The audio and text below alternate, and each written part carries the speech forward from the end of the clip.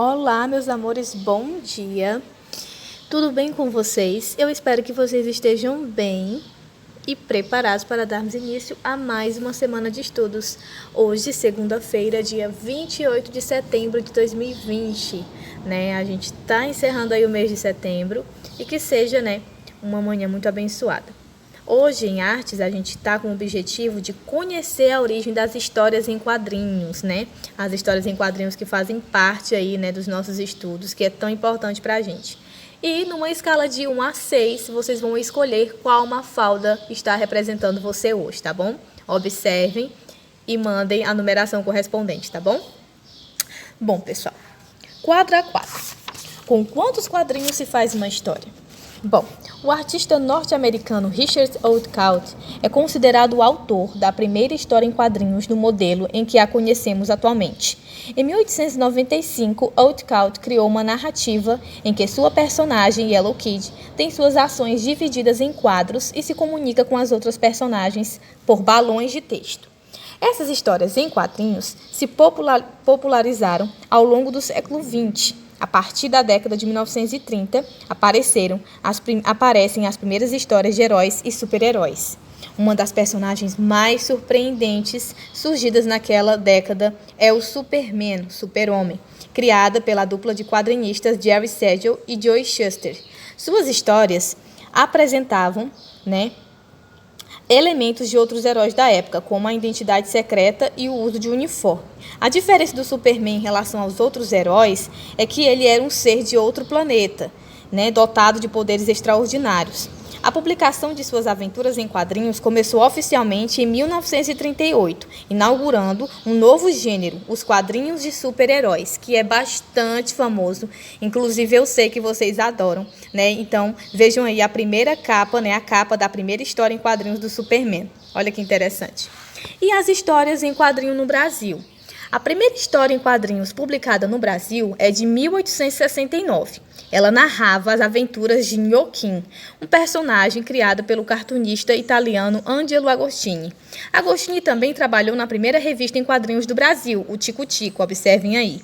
Seu primeiro número circulou em 11 de outubro de 1905. A revista Gibi surgiu em 1939 e foi responsável pela popularização das histórias em quadrinhos. O sucesso foi tão grande que a palavra gibi tornou-se sinônimo de revista em quadrinhos em nosso país e hoje em dia também chamamos histórias em quadrinho de HQ, Vejam aí a capa do almanaque do Tico Tico, de 1942.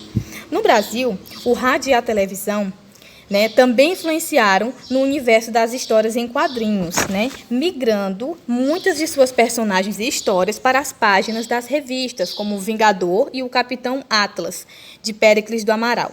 Jerônimo, o Herói do Sertão, criado a partir de uma novela de rádio de Moisés Whitman, entre outros. Surgiram também, ao longo dos anos de 1960, as revistas com as personagens que se tornaram clássicas do público infantil, como O Menino Maluquinho e Pererê, de Ziraldo, e Turma da Mônica, de Maurício de Souza. Vejam aí os personagens da Turma da Mônica, os principais, Magali, Cascão, Cebolinha e Mônica. Olha que interessante. Bom, e nós temos também o mangá, que são as histórias em quadrinhos japonesas, que eu sei que vocês também conhecem bastante e adoram. As histórias em quadrinhos japonesas são chamadas de mangá.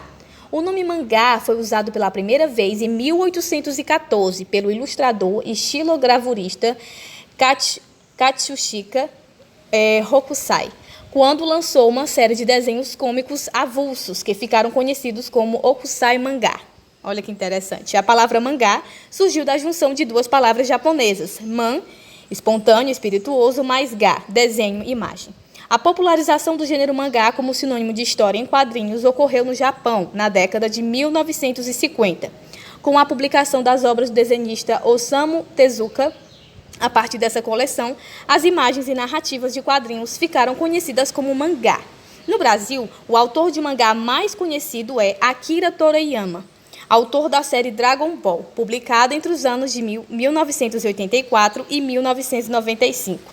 O sucesso de Dragon Ball levou à criação de uma série de anime para a televisão, filmes e jogos eletrônicos. Olha, o sucesso foi tão grande, E até hoje as pessoas ainda curtem Dragon Ball, Vejam aí, gente, anime, né, que é o desenho animado japonês. Os animes geralmente são inspirados em mangás e abordam diversos temas, tanto para crianças como para adultos. Geralmente a gente costuma, né, assimilar o fato de ser em desenho, de ser uma forma assim, mais infantil, do conteúdo ser infantil, mas nem sempre. Também o conteúdo é direcionado para os adultos, né, dependendo ali da temática trabalhada. Bom, pessoal, e agora é com vocês. Vocês vão lá na página 53 do livro de arte, certo? Resolver a questão 1. Vocês vão criar a própria história, né, em quadrinhos de vocês, tá bom? Utilizando os materiais solicitados. Caso vocês não tenham, vocês podem fazer substituições, tá bom? É isso, pessoal. Eu estou aguardando o retorno de vocês.